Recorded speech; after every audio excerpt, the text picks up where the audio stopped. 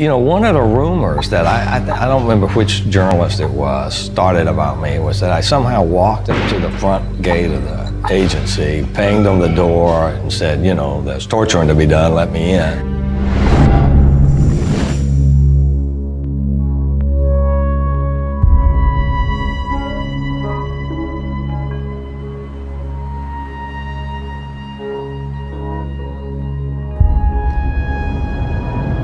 I'm in Central Florida and I'm on my way to meet Jim Mitchell, who, according to numerous media outlets and several investigations, was the architect of the CIA's enhanced interrogation program, the program that was used to interrogate suspects like Khalid Sheikh Mohammed and Abu Zubaydah in the global war on terror.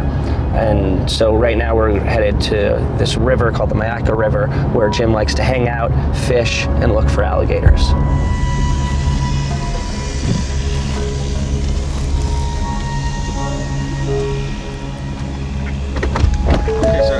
The plane. Morning. Hi, how are you guys? Good to see you. How often do you come out here? Yeah, 4 times, 5 times a year. I like the wilderness area a lot.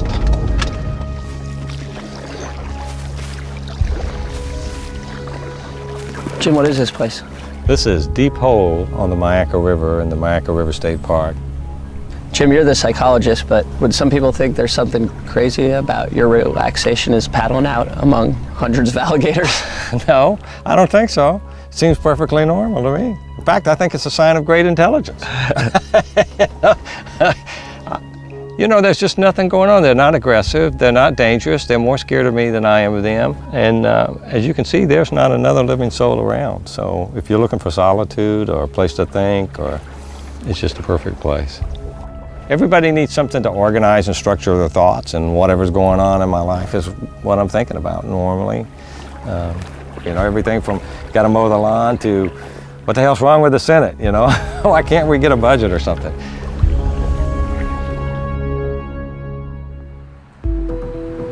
After paddling the Myakka and dodging alligators for 8 hours, we stopped into Bad Monkey, a bar in Tampa owned by a former special operations general, where spooks and soldiers come to unwind.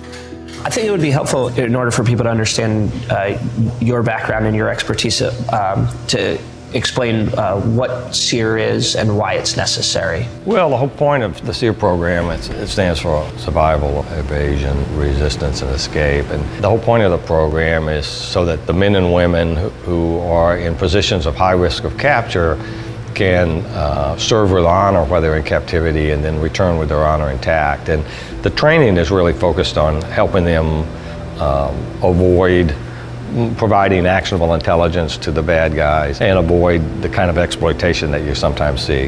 And it was a program designed in case our U.S. soldiers are captured. I'm sort of thinking that is well known. The assertion is that they took all that data and all those principles and all those lessons learned from the SEER program and then reverse engineered it to create the enhanced interrogation program. That's what Jose Rodriguez says in his book. I mean, I don't recall exactly, but that's the myth anyway. For more than a decade, the United States has been locked in a fierce debate over the effectiveness of its controversial post-9/11 detention and interrogation policies involving high-value detainees held by the CIA at top-secret black sites. There, captives who included alleged 9/11 mastermind Khalid Sheikh Mohammed, or KSM, were subjected to a combination of so-called enhanced interrogation techniques, or EITs, that were approved by the Department of Justice in 2002. These procedures were designed to be safe, to comply with our laws, our Constitution, and our treaty obligations. The methods, devised from the SEER program, which Mitchell was a part of for over a decade, included sleep deprivation, painful stress positions, wall slamming, and simulated drowning, or waterboarding, the most controversial of all the techniques. I believe that waterboarding was torture, and I think that whatever legal rationales were used, it was a mistake. Independent investigations by human rights groups and journalists over the years have helped shed light on how the program worked and whether it prevented terrorist attacks. One name that has continually surfaced in connection with the program is Dr. James Mitchell, a retired Air Force psychologist who was under contract to the CIA. Mitchell has been called the modern-day father of the Air Force's SEER training program and is widely believed to be the architect of the CIA's EIT program. The agency has never confirmed nor denied Mitchell's role in devising the EIT program. But this week, the Senate Intelligence Committee released its long-awaited report on the history of the EIT program. It does confirm that 2 Air Force psychologists devised and managed the EIT program. However, the report stops short of identifying Mitchell by name. We met up with Mitchell in suburban Florida. We spoke to him about the Senate's report, waterboarding, radical Islam, his military background, and one of the darkest chapters of the War on Terror. This is the first time Mitchell has ever appeared on camera. It's been reported in dozens of books and articles and investigations that you were the architect of the CIA's Enhanced Interrogation Program, also known as EITs, and that you personally were involved with the interrogation and waterboarding of Abu Zubaydah and Khalid Sheikh Mohammed. Are these reports accurate? And what role did you have in designing the CIA's Enhanced Interrogation Program? You know, I'd really like to respond to those questions, but I can't. I have a non-disclosure agreement, and until I'm released from that, I can't answer those kinds of questions. Although I'd like to. I'd love to be able to clarify some of the things that people are saying, because a lot of what people are saying is inaccurate. The Senate report, it's going to reinvigorate the debate about coercive interrogation techniques. Is that a healthy debate that we should be having? I think you should have some kind of a debate. I can't believe, I mean, we must have an interrogation program that I don't know about. To me, it seems completely insensible that slapping KSM is bad, but sending a Hellfire missile into her family's picnic and killing all their children and, you know, killing Granny and killing everyone is okay for a lot of reasons. One of the reasons is, what about that collateral loss of life? And the other one is that if you kill them, you can't question them. Where do you fall on that debate between hard and soft interrogations? I think it's a policy decision. I don't have a vested interest in any form of interrogation. But what do you think works most effectively? I would say that for 99% of the people who haven't been trained in sophisticated resistance interrogation approaches, some rapport-based program probably works really well for them. I don't really want to go into the details of it, but there will be some people who will withhold information, and some of those will be responsive to coercive. The suggestion that no coercion is ever used by our law enforcement or by the FBI is just silly. And so the first piece of the debate should be, why don't we have an interrogation program at some level? Why are we treating it like a law enforcement matter? So there's a debate over whether hard interrogations, i.e. the Enhanced Interrogation Program, worked effectively to obtain intelligence information, or whether the soft interrogations, the sort of befriend the person that you're interrogating and get them to reveal information through those techniques. I don't know that that's the case. Jose Rodriguez in his book Hard Measures and Mark Thiessen in his book Courting Disaster both described the Enhanced Interrogation Program and the purpose of it. And what they said in their books in slightly different language is that the purpose of the Enhanced Interrogation Program was to get the detainee to be willing to engage with a debriefer or a targeter who was asking them questions, and that it wasn't designed so that you would ask questions about actionable intelligence while the detainee was experiencing the Enhanced Interrogation Program. So it's almost like a good cop, bad cop kind of setup, you know, with a really bad cop, so that it was realistic enough that the person would be willing to engage it, if you follow the way they've described it. You're saying that the design and the purpose of the Enhanced Interrogation Program wasn't necessarily to get actionable intelligence. It was to facilitate getting actionable intelligence by making a bad cop that was bad enough that the person would engage with the good cop. I would be stunned if they found any kind of evidence to suggest that EITs, as they were being applied, yielded actionable intelligence. I guess, yeah, if you think like it's 2002, we're starting to snatch up the first round of high-value detainees, and we got to figure out how to interrogate them, right? There's no point in this conversation. Oh no, I'm just saying theoretically, right? Yeah, I think, I mean, without I'm not going to acknowledge that it was me or it wasn't me, but if you read Jose Rodriguez's book, Hard Measures, he says that the contractor that they sent job was to look at the resistance strategies that the detainee was employing and make suggestions to the FBI and CIA team that was there doing the interrogations. And I'm not trying to imply that it's me, I'm just saying that's what he says in his book. Mitchell's name first surfaced in 2005 in a New Yorker article that highlighted the role of the psychologist in designing the EIT program and its connection to SEER School. Since then, human rights advocates and a congressional committee have tried to hold Mitchell accountable. Joseph Margolis petitioned the Texas State Board of Psychologists to strip Mitchell of his license to practice psychology, claiming Mitchell violated his profession's ethics. Margolis is the lawyer for Abu Zubaydah, a notorious al-Qaeda facilitator who was waterboarded 83 times in 1 month. Zubaydah is the only detainee subjected to all 10 of the EITs Mitchell allegedly developed. Well, James Mitchell was one of the 2 psychologists who was involved in the creation and implementation of the enhanced interrogation program. They were really the architects. Our position was and remains, there was no foundation in science, there was no foundation in psychology for that, and that James Mitchell misrepresented his skills and his expertise, and that what he engaged in with Zubaydah and others was torture, and that there should be consequences to his license to practice psychology. What he did was wrong. What he did is something no psychologist should ever do. He clearly needs to be held accountable.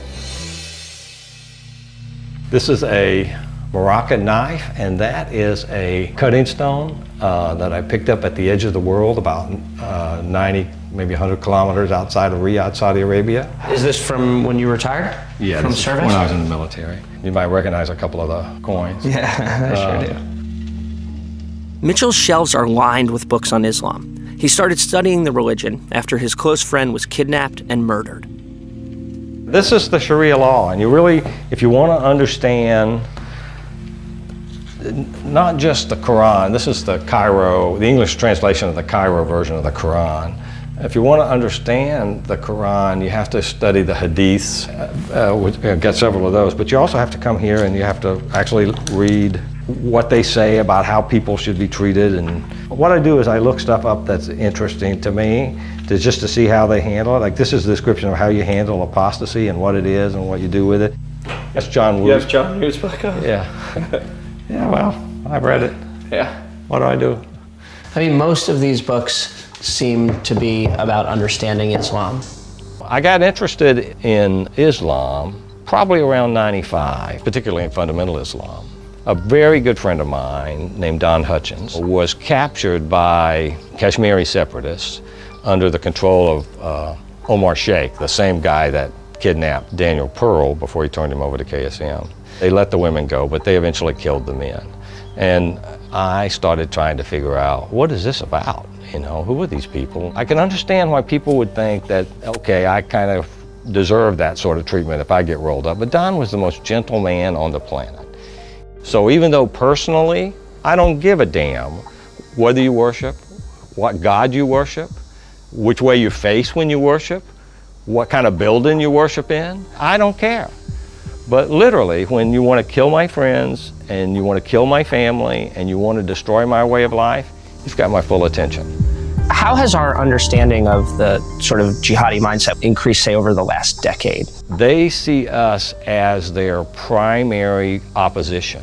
They think that even if they can't deliver a devastating blow that cripples us, if they continue to do these smaller attacks, that what's going to happen is the public will lose its interest in the thing. A number of studies have been done on jihadists, and one thing that's clear is it's not a mental health disorder. They're not crazy. They're not part of some cult. We tend to think of them as sort of suicidal fanatics, as people who have some kind of problem with their identity and somehow are brainwashed. What I would say is that it's less like becoming a suicidal fanatic and more like becoming a Jedi warrior.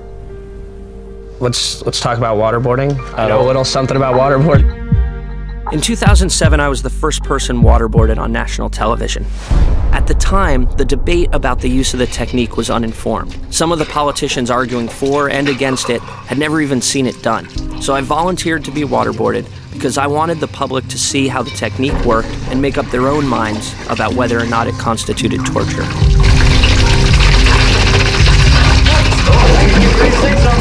Are you getting ready to say something? What do you got to say? What do you have to say? Yeah, I've been waterboarded too. Right. I saw you waterboarded on a video. I thought for myself, holy cow, look at what they're doing to that guy. You know, I'm surprised you didn't get up and punch him. Yeah. Something about those restraints, you know? Were you restrained? I can't remember. Yeah. Is waterboarding an effective technique?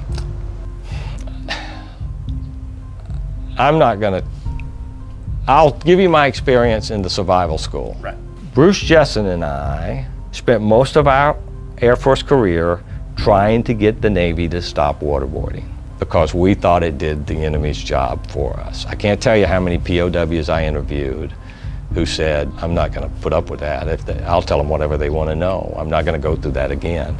So if you imagine that the task of a person is to sort of organize and execute the courses of action that are required to protect a piece of information, that technique completely undermined a lot of our fighting men and women's resolve to protect information. Does waterboarding constitute torture? Well, we know it didn't in 2001 through about 2006 or 7. I don't think it's the right thing to do. I don't think it's the wrong thing to do. I think you can do it in a way that it constitutes torture. I think you can do it in a way that it constitutes training. I think you can do it in a way that it helps a person shift their priorities so that they experience less abuse later on. It's like every tool in the tool bag. You can underuse it, you can overuse it. There's a New York Times article that came out that talked about the treatment of the kidnapped journalists. Oh, where they said they were waterboarded? Mm-hmm. Yeah, I feel horrible about that. I really do. But I think the primary responsibility for that lies with the media because the program was classified. They're the ones that spread it out in public, made it a hotbed issue, signaled to the entire world that, you know, that big segments of the U.S. population would be horrified by it. So they kind of highlighted it as something you would want to do, and I'm surprised more people aren't doing it. Maybe it's because of where I sit, like on the table now, but I take some exception to the idea that the fault lies. I didn't say all the fault. Right. Not with the act of doing it. No, I think it's shared. I think it's 50-50. And do you stop doing something because the bad guys decide to, I mean, do we stop shooting people because the bad guys shoot people? To be candid with you, if you're going to break somebody's legs or waterboard them, they probably would prefer you break their legs because it's less distressing, oddly enough. But if you're rescuing them, you would probably prefer they be waterboarded. You could take any technique and turn it into torture, the real torture as legally defined, right? You know, my guess is they did some version of it that was much more horrific than anything that was actually done to the detainees. Do you think there are red lines in the techniques that we should use to interrogate people? Sure, I don't think you should do anything that violates the torture convention. I think it's hypocritical when you send a captive to Egypt, or you send a captive to Yemen, or you send a captive to someplace else where they're going to be interrogated by people who are not following U.S. law, whatever it happens to be at the time. They do not question people the way we question people when it comes to actionable intelligence. Does that also speak to a problem is that people will say anything to stop certain types of harsh interrogations? You can make people say anything to stop harsh interrogations if you apply them in a way that does that. The publicly available record is that Mitchell and Jessen reverse engineered skills that they had developed as mock interrogators for the military resistance training program, that is to resist training. They turned that into offensive training techniques to be used for alleged Al-Qaeda suspects. The fact that he says he was qualified doesn't make it so. He never conducted a hostile interrogation in his life. He always worked on phony interrogations, and to represent that he had is simply untrue. We stand by our allegations. With all the times your name has appeared in the press lately with all these articles, with these investigations. Do you feel in any way that you've been misrepresented or thrown under the bus, or that information about you is not accurate? I don't feel particularly like I was thrown under the bus. You know, not by, I feel that way about the Democrats in the Senate, right? But I don't feel that way about any of the other organizations that I worked with. I do think that my credentials have been misrepresented. There's a Wikipedia page. If you go to that page, it says I had no experience in special operations, but I had years of experience in special operations. I was in a special mission unit. You know, it says I have no forensic experience. Well, that's not true. I was a bomb tech for 5 years, and what do you think you do as a bomb tech? I was a trained hostage negotiator. I was on the hostage negotiation team. I did sanity board evaluations for the court, critical incident analysis. I went to an aeromedical psychology course where I was trained to do aircraft investigations, psychological autopsies. I was an operational psychologist most of my military career. 13 years, something like 14,000 hours inside the lab. Taught me about the sort of mental states that are associated with interrogation, particularly that using coercive pressure, because we got an opportunity to see a variety of people, all kinds of races, all kinds of intelligence, all kinds of backgrounds, attempting to withhold actionable intelligence. That sort of stuff gets completely misrepresented. So you have this entire military career, but it's pre 9/11, and then you get out in August of 2001. But you basically thought you were going to retire from the military with your military salary, maybe do some nice contracts, and then September 11th happens, right? Yeah. And you remember where you were? Yeah, I was at home. It was, I still tear up a little bit about that, because to me it was horrific that people had to choose between burning to death or jumping off of buildings.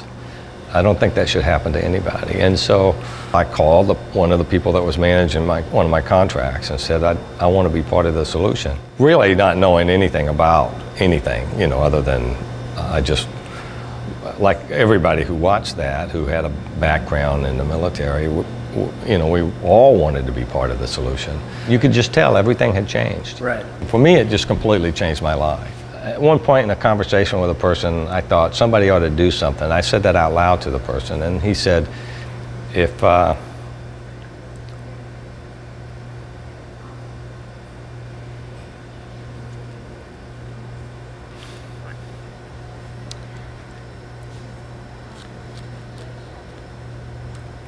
give me just a second here. What he said was, if you're not willing to do it, how can we ask anybody else?